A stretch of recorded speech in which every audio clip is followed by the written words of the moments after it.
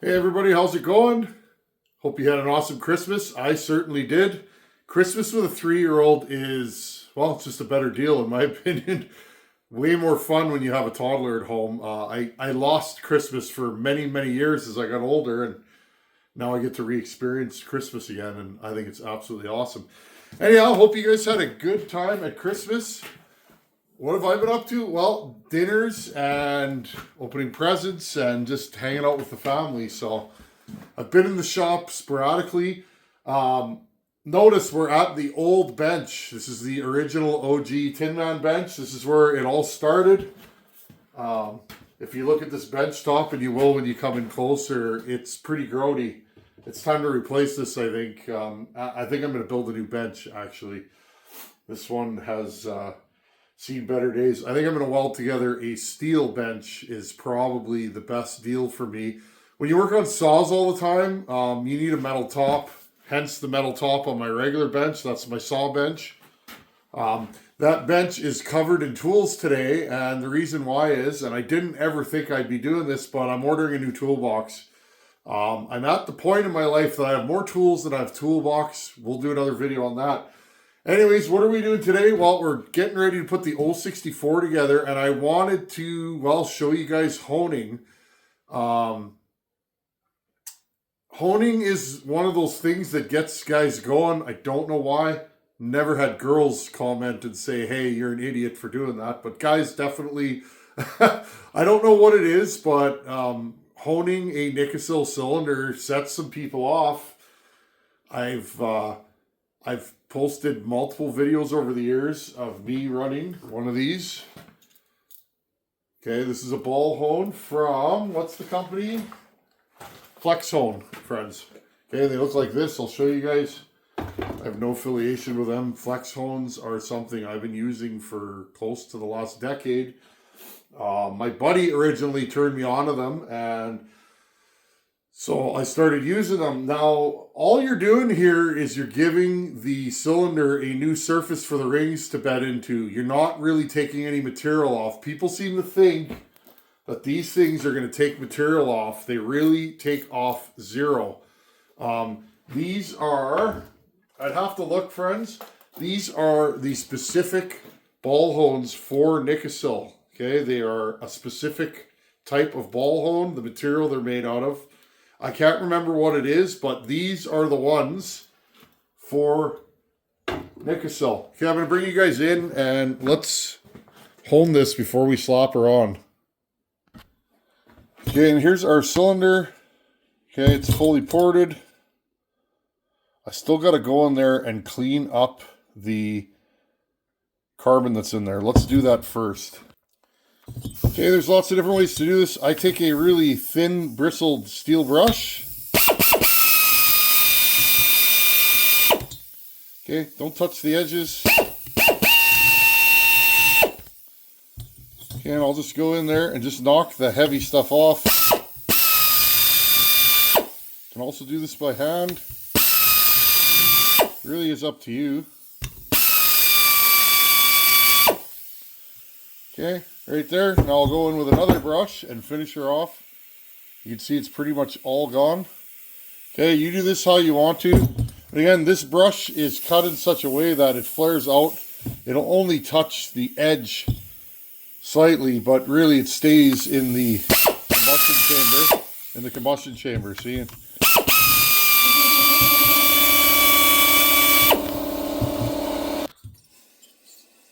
Okay, here we go. Okay, she's nice and clean in there. Again, no damage to the bore. Use what you got. My problem is my fingers aren't quite long enough to get into this cylinder. So, a lot of times I'll do it by hand, but if I can't get my finger in there or it's thick, okay, we're just going to rinse this off. Okay, and if it's thick in there, there you go. Okay, I couldn't get it off. So, you can see, bore's in nice shape here. Just going to grab a new rag. Okay, now you look inside here. Where's the intake?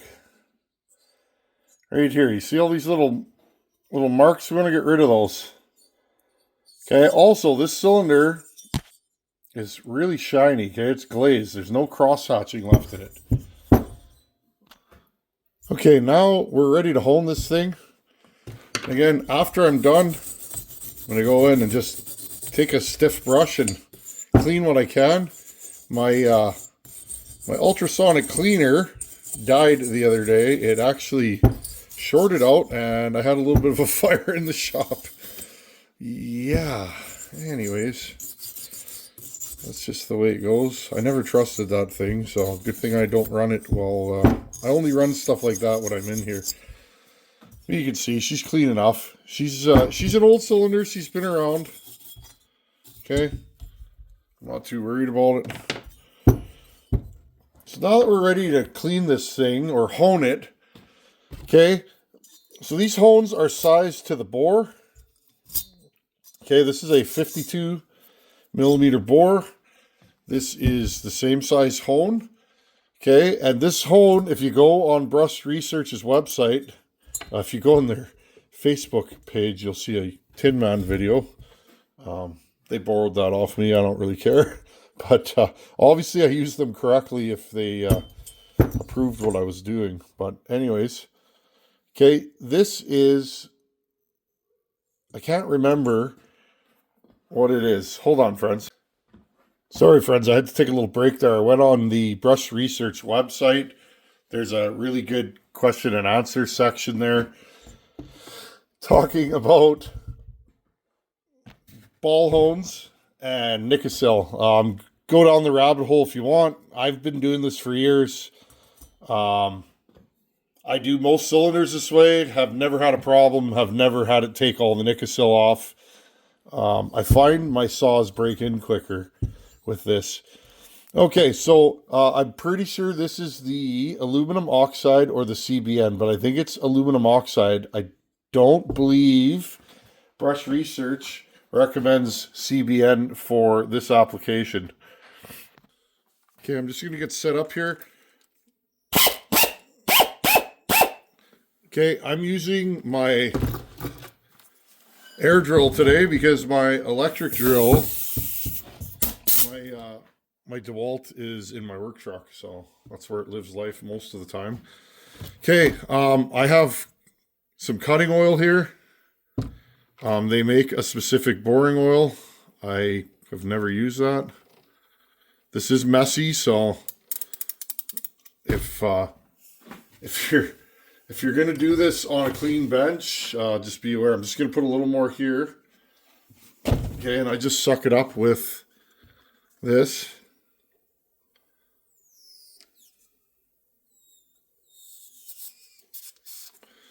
Okay, I'm just gonna put a little more in here. Okay, we're just gonna put a little in the cylinder. First time I seen my buddy do this, I was like, what? You can hone Nicosil? He's like, trust me. All right. Okay, friends, now you can put this in a vise, whatever you want to do. Okay, all I do, I'm gonna go right 2, 3 to 4 passes, in, out, in, out, in, out, and then left. Okay, now the main thing is you want to have your tool running when you put it in the cylinder. Okay, ready?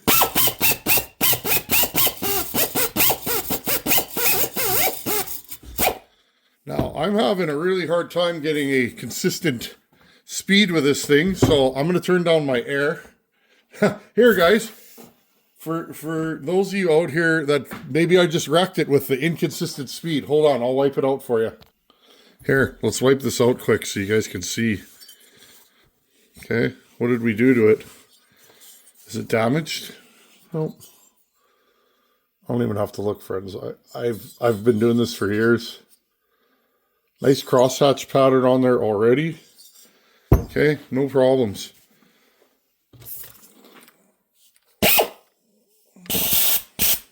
Just okay, ready?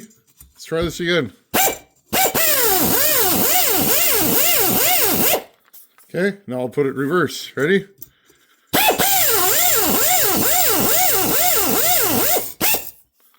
Okay, done. Now I will take this and I will close it out. You want to get all this stuff out of here. Hold on, friends.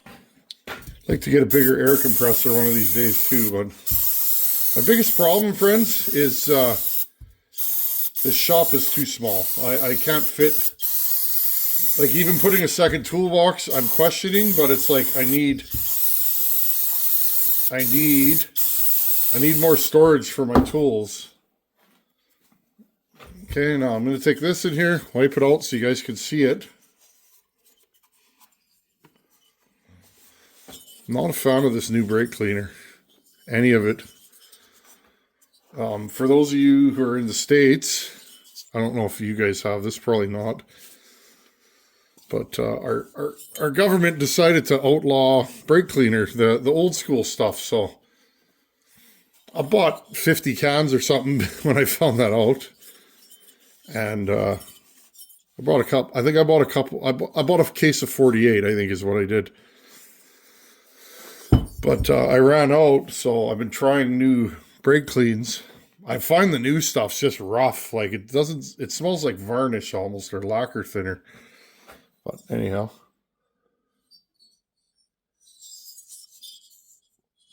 Okay, now that also takes, it goes into your ports and cleans everything out.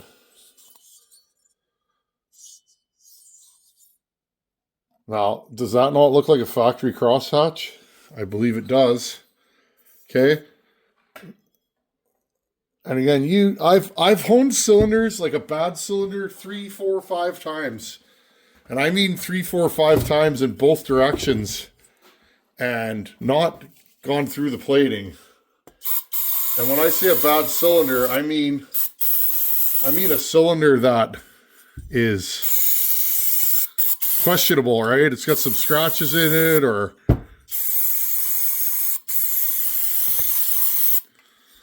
one of you guys emailed me the other day about ventilation for your shop. And because I'm a tin basher, which I am, he said, hey, this is probably something that you can touch on. And I didn't email him back, but if you're watching, you know who you are. I have, in this shop, I have a 250 CFM bathroom fan mounted in the ceiling over where I weld. And that seems to, I mean, do the math. How fast do you want to evacuate the air in your shop? It's pretty simple. If this shop's 20 feet by 20 feet, that's 400 square feet, right? And it's 7 feet high. All right, so 4 times 7. So there's 2,800 cubic feet in this shop. So at 250 CFM, and if my math's wrong, friends, I do math all day at work. I'm not good at it. Math has always been, off my head, math has always been something I struggle with. I use a lot of calculators. But if there's 2,800 CFM in here and I have if there's 2,800 cubic feet in here and I have 250 CFM, in 10 minutes, I've evacuated 2,500 CFM, or cubic feet. Okay? So in 12 minutes, roughly 11 to 12 minutes, I've evacuated all the air in here. So that gets the smoke out of here. If I light a fire and I get a little backdrafting, that works for me. There's a fine line between getting the smoke out, which is what you want, but not overdoing it and freezing your shop out. Here, when it's really cold, you got to be careful because, well, it takes a long time to heat a shop up here. There's that little booger. See that, friends? There was actually a casting. There's actually a hole there. I thought I blew through the cylinder. Thank God I didn't. These are the things that happen when you start porting on stuff. And this is a Malle 52ZN19. So Malle cylinders, 52 is the bore ZN, and 19 is usually the iteration of it. Huskies are like that. It'll be like a 19 is the first version, a 20 is the second version, a 21 is the third version. Huskies are like that. Like 266s, you can tell how new the cylinder is by, the last number of it. There's different iterations, I've noticed. Okay, friends, now, you see, I'm just yakking with you guys and I'm wiping this out, okay? This is the glamorous stuff. Now, I usually wash mine in the sink, which I will go do with this, but I'm going to show you guys. If you don't have access to a sink, take some brake clean on a clean piece of paper towel, okay? See, I'm pushing on the squish band. Okay, now I'm just going to give this a quick wipe out. See how it's dirty still? Not good enough. This is the difference between, a DIY build and a professional build is cleanliness. Now my hands are filthy right now, so, you want to have clean hands. But, okay, see how clean this is? Put this in here like this. I'm just wiping the bore.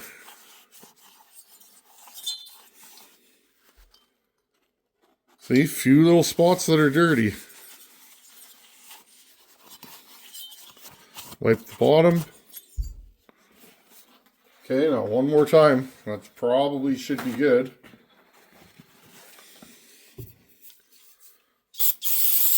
Okay, I'm just going to go around in here again.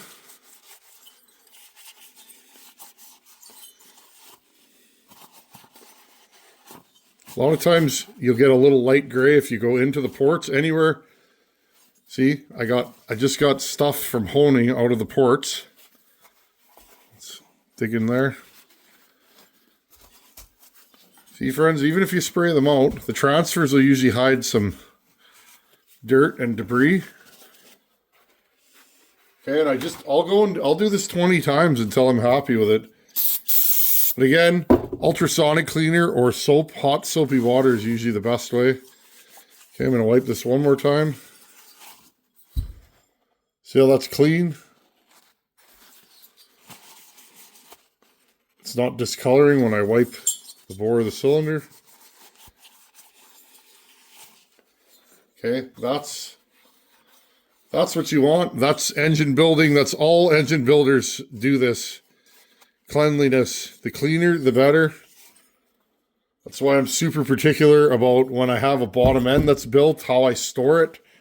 I usually put a bottom end on it and plug everything so that I don't have any chance of dirt going in there. This shop gets a lot of dust in it, so I'm very careful. Now, when you're done with this flex hone, I usually wipe it off. Okay. How long do these last? I couldn't tell you. I've never replaced one. That 52 mil one has been used. I don't know. It's hard to put a number on it, but if you're a homeowner, friends, you will never replace one of those. I couldn't even put a number on it, friends. Dozens and dozens of cylinders I've bored with that or honed, and never a problem. And again, look. Okay, it's just got a fine crosshatch. Looks like a factory cylinder. Okay, and when you get a factory cylinder, what do you notice? Again, let's pull out a factory cylinder. What do you notice?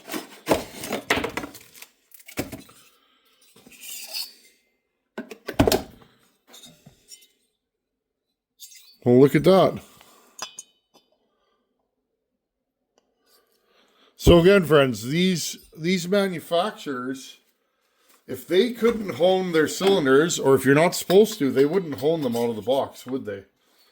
They would say, no, we're not doing that. It's not worth the trouble. Okay, but that's a highway cylinder. They do it, and no issues, right? Well, basically all this does is preps the cylinder like a stock one. and makes it like brand new. Okay, friends, I'm going to do a question of the day. I'm just going to go poke around in my emails, and I'll be right back. Okay, today's question of the week. I got an email from Tim Sambrook. Hi, Tim. How's it going? Tim wanted to know, he rebuilt a John Starrett 630, I believe, which is the same as a 162 SE. I just did a video on that. So he said he put the saw back together and he has an air leak. And he wanted to know, where did I get those little O-rings years ago?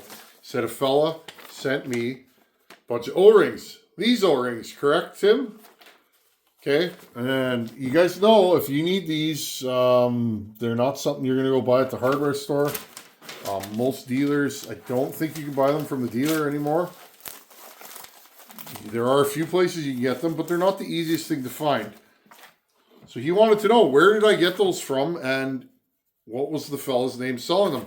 Well, again, this guy, he came into my life, gave me a lifetime supply of O-rings, and I think I've talked to him one time since, and that was 2 or 3 years ago. So, not sure if he's still selling these, but I'll give you his contact info. rmblake@suddenlinkmail.com. Lowercase rmblake at suddenlinkmail.com. And his eBay name is capital E-T-E-X Town 3. X, or E-Tex Town 3. E-Tex Town 3 is his name with a capital E.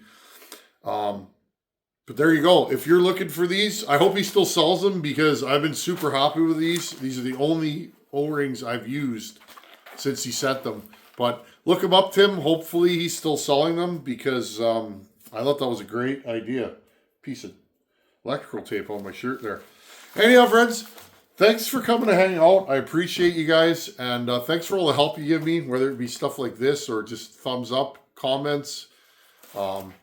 Just appreciate you guys hanging out. You guys keep me going and help me out. Again, we are getting ready to buy a new toolbox. I never thought that I would buy another toolbox. I bought my Mac toolbox. It's a 41-inch Mac. I'll show it to you when I buy my new box. It's a 41-inch Mac with 23 drawers. It was a giant toolbox when I bought it. I bought it in, I'm going to say I was 19 and I'm 43 now. So I've had that box for almost 25 years. It's got bumps and bruises on it, and it was basically brand new when I bought it. I think it cost me like $800. But I'm at the point, friends, where I got more tools than I have toolbox. I have things just piled in there, and it's starting to bother me. So I thought, you know what? I'm going to get a new toolbox. So ordering a new toolbox. Hopefully I'll get it this week. Also this week, we'll throw this cylinder, after I wash it in the house, onto the 064. And, friends, I got to take my Harley and put it on the lift. My Harley has an oil leak in the rear cylinder. I have replaced every gasket in that area. I thought maybe it was a push rod tube or a lifter block. None of that stuff fixed it. And the farther I looked, it is a cylinder base gasket, which is odd because twin cams have an O-ring in the bottom, just like this, okay, to seal the base of the cylinder, a big round O-ring, and it's leaking. So I hummed and hawed and thought I might just leave it, but you know what? No time like winter time. So we're going to tear that thing apart. I want to show you guys the heads in there. Those heads are CNC ported by a very high-end porter in Canada here. Those are very expensive heads. It's one of the reasons why I bought the bike, because I would have did that to it anyways. Those are like $4,000 or $5,000 heads on there, whatever they cost. I want to see what the finishes are and what the porting work looks like. So we'll get into that. Also, that fairing I put on, I'm going to modify it. I want it closer to me and maybe an inch higher. So we're going to do some welding and do that. And also, friends, I have these 4-piston Tokikos off of a GSXR 1000 sport bike from back in the day. I want to see if I can mount those to there and have better brakes. But anyhow, friends, I'll stop flapping.